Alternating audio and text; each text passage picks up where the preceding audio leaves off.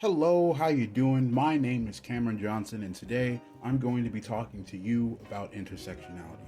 I am going to define intersectionality. I'm going to tell you where my points of interest derive from in regards to intersectionality, and I'm going to show you a news story that I feel is related to the subject.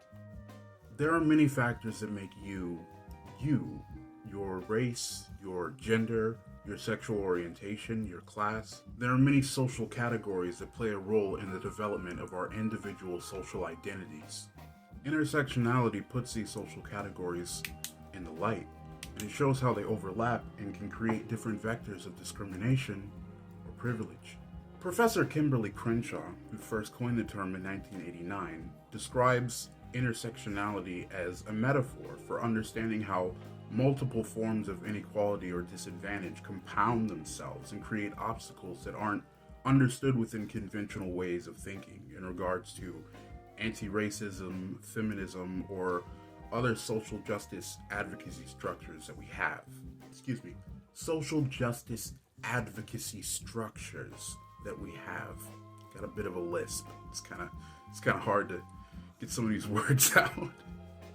My personal point of interest in intersectionality, I feel, derives from my interest in the complex nature of our social identities and the experiences that we have because of them.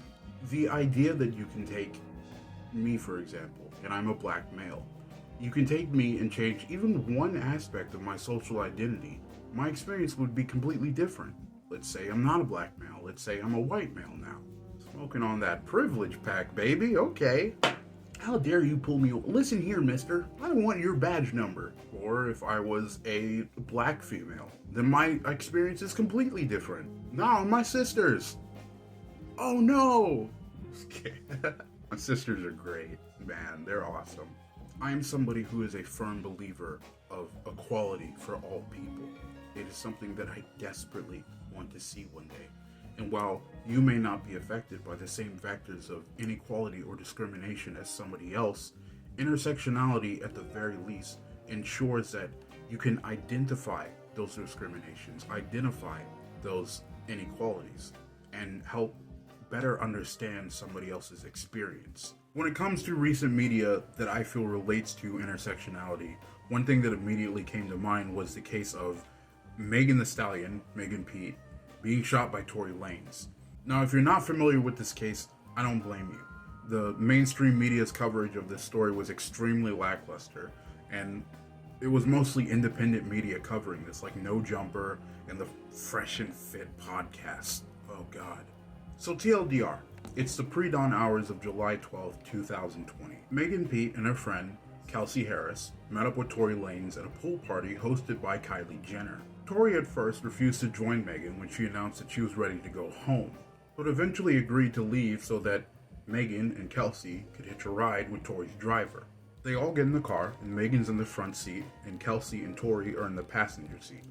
Tory had an attitude because he wasn't ready to leave the party and tried to create tension between Kelsey and Megan. Tory says you need to stop lying to your friend, referring to previous sexual history between him and Megan. And Kelsey, who has feelings for Tory, is unaware of this history between Tory and Megan.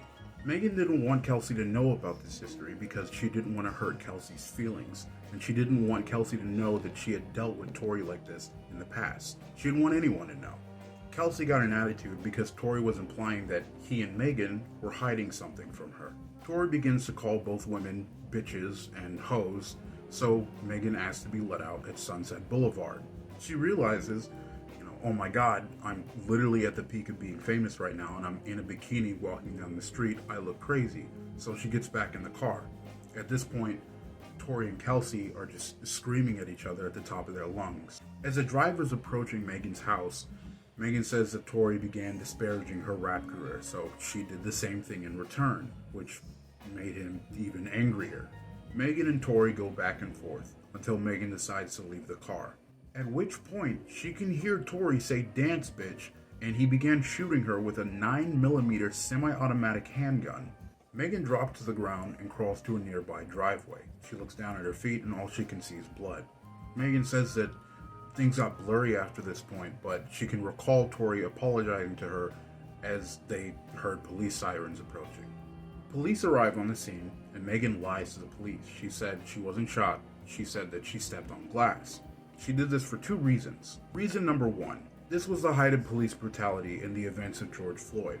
I didn't know if I said that this man shot me, they would shoot first and ask questions later. Beyond that, in the black community, it's not really accepting to be cooperating with police.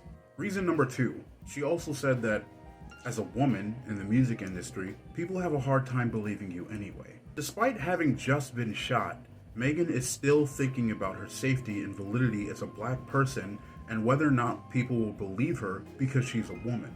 Despite the overwhelming evidence against Tory Lanez, including 3 text messages from Kelsey sent to Megan's bodyguard saying, "Help, Tory shot Meg, 911," despite the fact that Megan had to get bullet fragments surgically removed from her left foot, despite the fact that Tory tested positive for gunshot residue, people still didn't believe Megan.